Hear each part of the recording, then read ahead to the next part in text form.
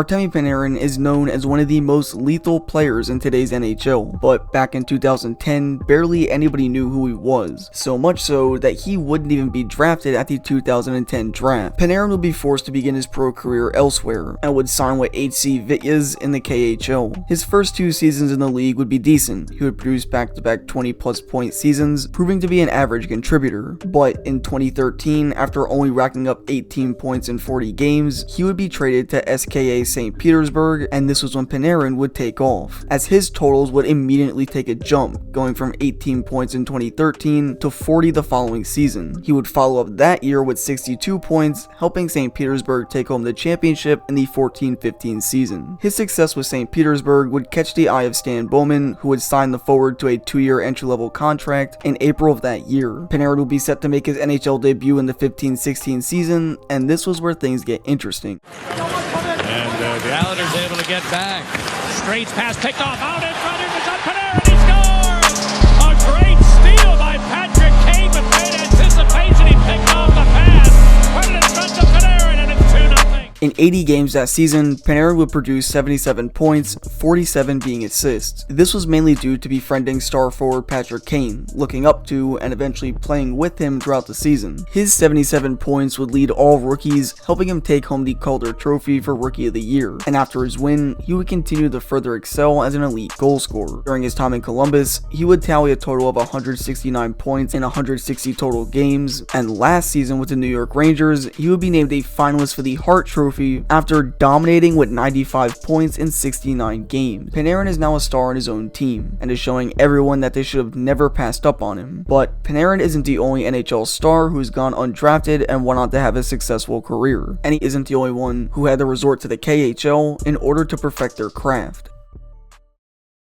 Mark Giordano, although finally looking like he's starting to regress, has been a lifelong Calgary Flame and a tremendous leader in the locker room. But it wasn't always like that. In fact, Giordano was never even drafted by Calgary or anyone for that matter. As a 19-year-old in the OHL, he would tally 48 points and was actually one of the best rookies in the league at the time. He would be named to the OHL first rookie team, and this was when offers started to come his way. The Coyotes invited Mark to training camp, but thought that having him play another year in juniors would further help his development. Gio took their word for it, and in his second season, he would once again post up 40 plus points. But unfortunately, even after taking Phoenix's word for it, he would never hear back from them afterwards. Thinking his chances were limited, Giordano would enroll at York University, but then Calgary would give him a call, and this was when Mark Giordano's career would soon take off. Gio would play in Calgary's AHL affiliate team, and for the next 2 seasons, would constantly improve. He would tally 18 points and then 58 points before finally getting a chance in the NHL. Giordano would make his debut in the 05-06 season and would be called up again the following year, playing 48 games with the Flames. However, although he made it to the NHL, he wasn't satisfied with the way he was playing. He felt he could do better and wanted to prove it to himself that he can do better. So instead of extending his contract with Calgary that offseason, he would sign to play in the KHL. This decision was risky at first, however, it did wonders for Giordano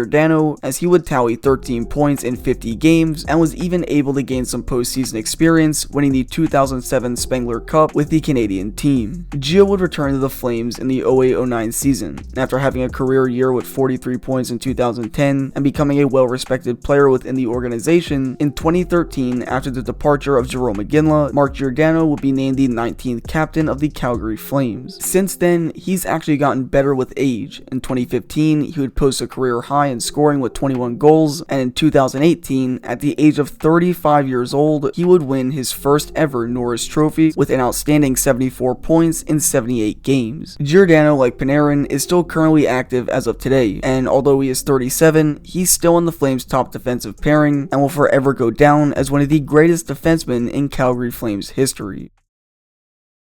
Eddie the Eagle is highly regarded as one of the best goaltenders of all time. His 484 wins sits 4th all time in league history, and Ed would blossom once arriving into the NHL. Belfour would start his junior career with the University of North Dakota, where he would help guide the team to a national championship in the 86-87 season, recording 29 wins and helping North Dakota break league records. Belfour was a rookie at the time, so this was a huge performance by such a young goaltender. However, despite his success at the collegiate level, he was never selected in the NHL draft. This would make Eddie a free agent, and luckily for him, the Chicago Blackhawks were willing to give him a chance. The following season, he would play in the IHL. Ironically, he was on the Saginaw Hawks. Belfour would win 32 games for the Hawks that year, helping them make it to the IHL semifinals. Belfour would be called up and down for the next several seasons, and in the 89-90 season, he actually played in that year's postseason, producing a 4-2 record with a 2.49 goals against average, and that solid play was what eventually landed Belfour the starting job in the 90-91 season. That year, he would set both NHL and Chicago Blackhawk records by winning a whopping 43 times in 78 games. He would also record 4 shutouts and a 2.47 goals against average, leading the league in save percentage with a .910. This feat wouldn't be broken until 2014, when Carey Price would lead the league in save percentage, wins, and goals against average as well. Belfour would win the Calder, and rightfully so, but he would also take home both the Vezina and Jennings trophies, even being nominated for the Hart Memorial Trophy. Belfour would win both awards again in 93 and would even help Chicago to the 1991 Stanley Cup Final, losing out to the Pittsburgh Penguins. Belfour would dominate in Chicago until 1997, when he would be shipped off to the San Jose Sharks. He would play with them for half a season before being let go into free agency and signing with the Dallas Stars, and this was when the Eagle would get back on track. Belfour would win his 4th Jennings Trophy and would take the Stars to the Western Conference Final in 1998 and eventually the Stanley Cup Final in 1999, beating out the Buffalo Sabres to take home the Stanley Cup. A year later, they would try again, but this time would fall short in the 2000 Stanley Cup Final to the New Jersey Devils. Belfour would begin the fallout with management and would sign with the Maple Leafs in 2002, playing 3 seasons in Toronto, performing at a tremendous rate, and he would even play in Florida in 2006, but would begin to fall off. Eddie the Eagle would leave for Europe in 2007 and would never play professional hockey again. In 2011, he was inducted into the Hockey Hall of Fame and would finish 3rd amongst Blackhawk goalies in games played and wins, and 4th all time in shutouts. Belfour wore number 33 in Chicago, but would wear number 22 for the remainder of his career in honor of Vladislav Tretiak, the best goalie to never play in the NHL. Perhaps we owe it to Tretiak for helping mold Eddie into the goalie he was, or maybe we should just appreciate how dominant of a player he became.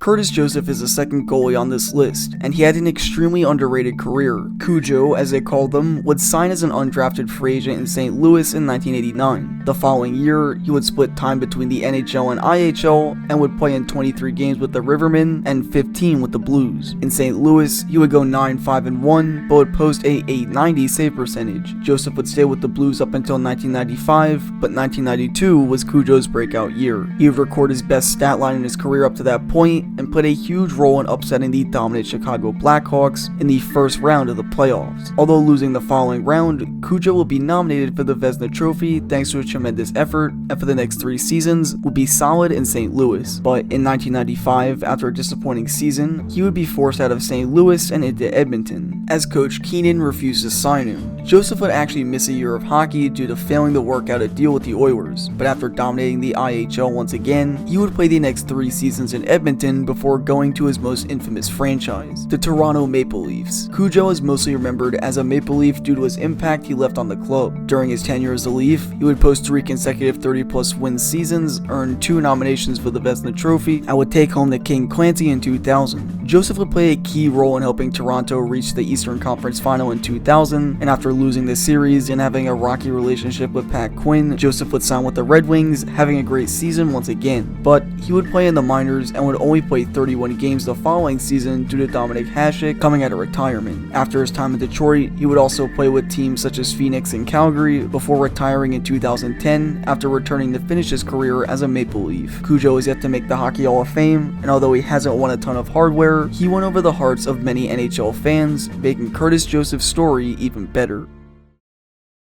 Dino Ciccarelli would absolutely destroy the OMJHL as a member of the London Knights. Coming in as a 16-year-old, he would produce 82 points in 66 games and would follow up that successful season with a league-high 72 goals and an astonishing 142 points. Ciccarelli was an all-around producer. He could set up his teammates and score at will, yet he wasn't even drafted. On September 28, 1979, the North Stars would take a chance on the undrafted rookie, keeping him with the Knights for the 79-80 season. season. And after another 50-goal performance by Dino, he would play in 48 CHL games with Oklahoma before being called up to Minnesota for the remainder of the 32 games. Ciccarelli would tally 30 points in those games and would have an outstanding playoffs that postseason, scoring 21 points in 19 games, losing to the New York Islanders in the Stanley Cup final. Ciccarelli looked like he was set for a breakout season after that loss in the final, and that he did. In 72 games with the North Stars the following season, he would produce 106 points, scoring a team-high 55 goals. This performance would find Dino playing in his first of eventual 6 All-Star games, and for the next several seasons, Ciccarelli would be the star of the show in Minnesota. His constant production would help make the North Stars yearly threats in the playoffs, and even after struggling with a few injuries here and there, it didn't stop Dino from lighting the lamp. Ciccarelli would have his second 100-point season in 1986 with 103 points in 80 games. And although failing to make the playoffs for the next several years, Dino was one of the only consistent players on the team, having his third straight 40-plus goal season come in 1987 and making another All-Star game in 1988. But during that 88-89 season, the North Stars would shockingly trade Dino to the Washington Capitals in a pretty huge deal. But luckily, a change of scenery didn't stop Dino scoring-wise. In his first full season as a Cap, he would score 41 goals. Ciccarelli would join other teams such as the Red Wings, Lightning, and Panthers before calling it quits in 1999. Ciccarelli is one of the league's most underrated scorers, and speaking of scorers... And then he went on the ice, of course, and the whole picture changed. This kid had some talent and some tools that most of us could only dream of. Many fans don't actually know this, but the Great One was actually never drafted. In order to tell this story, we have to go back to the 1970s, a time when the NHL would find itself in heated competition against the WHA. The WHA was a league challenging the NHL, putting teams in markets in which they hadn't expanded towards, and also snagging guys such as Bobby Hull and Gordie Howe, enticing them with boatloads of money. Towards the end of the WHA's short-lived tenure, a 17-year-old by the name of Wayne Gretzky was set to make his Indianapolis Racers debut. This was after a strong performance in the World Junior Championship that caused Racers GM to jump on the opportunity to sign the young star. Gretzky was able to come into his first professional season flying, producing 110 points in 80 games. But not all games were played in Indianapolis. That's because the team was losing $40,000 a night and basically told Gretzky they had to move on. He had the option of being traded to one of two teams, the Winnipeg Jets or the Edmonton Oilers. And, well, guess which one you think he picked? As a couple of Oilers sweep to the front of the net.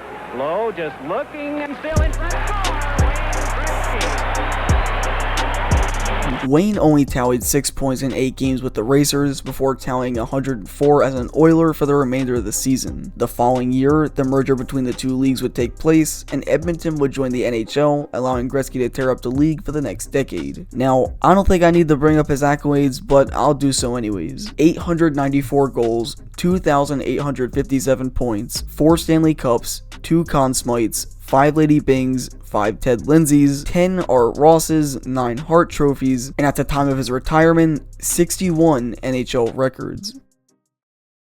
St. Louis has perhaps the most inspirational story on this list, and many scouts, including NHL teams, counted him out. The reason being, he was too small. At least to some, that is. St. Louis would unfortunately go undrafted because of that label, but because of his success in the NCAA, he still managed to get a few offers from a few teams. St. Louis decided to gamble, however, and complete his final year of eligibility, staying in the University of Vermont. This gamble didn't pay off, as once arriving back into the open market, the teams that were once interested slowly began to fade away. He would join Ottawa on a professional tryout, but would end up getting cut. So, he would sign in the IHL, playing 50 games with the Lumberjacks, and his performance was good enough to convince the Calgary Flames to sign him to a contract. And this is significant, as the Flames play a big role in how Marty's story comes full circle. But sadly, St. Louis wouldn't last more than 2 seasons in Calgary, playing in just 79 games. During his time as a Flame, he would only notch 20 points in a span of those 2 seasons, and would be released once his contract expired. St. Louis knew his time may be limited in the NHL, and was still hoping another team would give him a chance. And when the Tampa Bay Lightning offered him a contract, he didn't let that opportunity slip away. In his first season in Tampa Bay, he would immediately see a jump in his numbers. When he signed in 2000, he would produce 40 points, and by the time the 03-04 season rolled around, those numbers would jump to 94 points, 56 assists, and an Art Ross and Hart Trophy to his name. Speaking of the 03-04 season, this is where things get interesting. Marty, alongside of partner Vinny Lecavalier, would tear up that postseason, making it to the Stanley Cup final, and they'd find themselves playing against none other than the Calgary Flames. The team that gave up on St. Louis now has to face him in order to win the Stanley Cup. Calgary was up 3-2 in the series, and in overtime, after a controversial missed goal, someone on Tampa had to play hero. And this was when Marty's storybook ending comes true.